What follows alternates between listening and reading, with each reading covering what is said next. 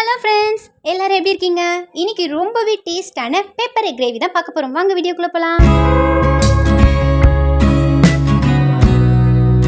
இந்த கிரேவி செய்கிறதுக்கு 2 வெங்காயம் 3 தக்காளி எடுத்துருக்காங்க. இந்த வீடியோ ஸ்கிப் பண்ணாமல் பாருங்கள், அப்போ தான் ரொம்பவே டேஸ்டான பெப்பர் எக் கிரேவி கிடைக்கும். இந்த பெப்பர் எக் கிரேவி செய்கிறதுக்கு 3 தக்காளி ஃபஸ்ட்டு மிக்ஸி ஜாரில் கட் பண்ணி சேர்த்துக்கலாம். அப்போ தான் கிரேவி நல்லா ஸ்மூத்தாக கிடைக்குங்க இதை அரைச்சி சேர்க்குறனால. இது கூடயே காரத்துக்கு 2 பச்சை மிளகாய், இது எல்லாத்தையும் சேர்த்து நல்லா மிக்ஸியில் அரைச்சி எடுத்துக்கலாம் ஸ்மூத்தாக. இது ஒரு ஓரமாக இருக்கட்டும். 2 வெங்காயத்தை நல்லா பொடிசாக கட் பண்ணி எடுத்துக்கிறேன்.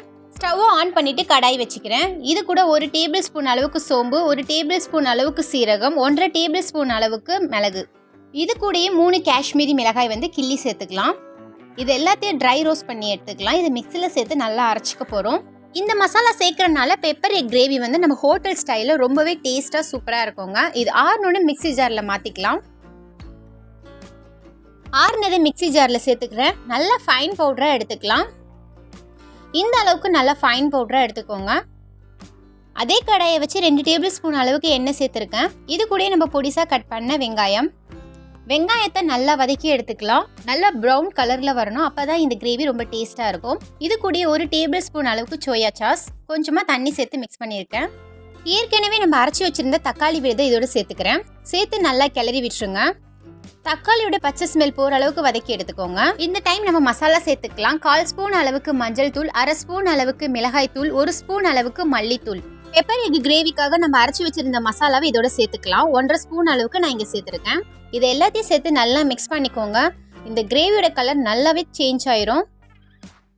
நம்ம சேர்த்துருக்க மசாலா எல்லாம் வதங்கி எண்ணெய் நல்லா திரண்டு வரணும். இந்த அளவுக்கு திரண்டு வந்தோன்னா நம்ம இது கூட உப்பு சேர்த்துக்கலாம். இங்கே நான் 1/2 ஸ்பூன் அளவுக்கு உப்பு சேர்த்துருக்கேன். முட்டை வேக வைக்கும் போதே ஒரு 1/4 ஸ்பூன் அளவுக்கு உப்பு சேர்த்துருக்கேன். வெங்காயம் நல்லா சாஃப்ட் ஆகிறதுக்காக 1/2 கப் அளவுக்கு தண்ணி சேர்த்துக்கோங்க. இந்த கிரேவி நல்லா கொதிச்சு வத்தி வரட்டும். ஒரு 5 நிமிஷம் வரைக்கும் இது நல்லா கொதிச்சு வரட்டும். இந்த டைமில் நம்ம முட்டை வறுத்துக்கலாம். ஒரு பேனில் கொஞ்சமாக எண்ணெய் சேர்த்து நீளமாக கட் பண்ண 2 வெங்காயத்தை இதோட சேர்த்துக்கலாம். நான் முதையே வேக வச்சிருக்க முட்டையை 2ஆக கட் பண்ணி எடுத்துருக்கேன். அதையும் இந்த கூட சேர்த்துக்கிறேன். வெங்காயத்தோட முட்டை சேர்ந்து நல்லா வதங்கும் போது அந்த வெங்காயத்தோட ஸ்மெல் ரொம்பவே சூப்பராக இருக்கும் இந்த முட்டையில். இது கூட லைட்டாக கொஞ்சமாக மேலே பெப்பர் தூவிக்கிறேன். ஒரு 1/2 ஸ்பூன் அளவுக்கு பெப்பர் இங்கே நான் சேர்த்துருக்கேன். உங்களுக்கு இன்னும் கொஞ்சம் வேணும்னா சேர்த்துக்கலாம். ஆல்ரெடி நம்ம இந்த மசாலாவில் பெப்பர் அதிகமாக சேர்த்துருக்கோம். இங்கே குறைவாகவே சேர்த்துக்கோங்க. முட்டையும் ஆனியனும் ஒரு 50% குக் ஆனால் போதுங்க. இந்த அளவுக்கு கலர் சேஞ்ச் ஆனாலே போதும். வேக வச்சுருந்த கிரேவி ஓப்பன் பண்ணி பார்க்கலாம். கிரேவி நல்லா தண்ணியெலாம் வற்றி ரொம்ப சாஃப்டாக ஸ்மூத்தாக இருக்குது வெங்காயம்லாம். இது கூட நம்ம அந்த எண்ணெயோட அந்த வெங்காயத்தோட இந்த முட்டையை சேர்த்துக்கலாம். இது மேலேயே நல்லா கொத்தமல்லி சேர்த்துக்கோங்க, பொடிசாக கட் பண்ண கொத்தமல்லி. இது எல்லாத்தையும் சேர்த்து நல்லா ஒரு கிளறி எடுத்துக்கிறேன். நம்ம இங்கே ஃப்ரெஷ்ஷான பெப்பர் மசாலா ரெடி பண்ணி சேர்த்துருக்கோம். ரொம்பவே டேஸ்ட்டு சூப்பராகவும் கமன்னு இருந்துச்சுங்க.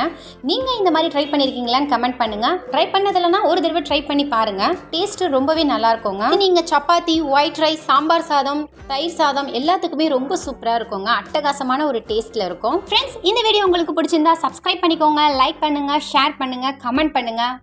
ட்ரை பண்ணி பார்த்துட்டு ஃபீட்பேக்கை சொல்லிடுங்க. பாய்.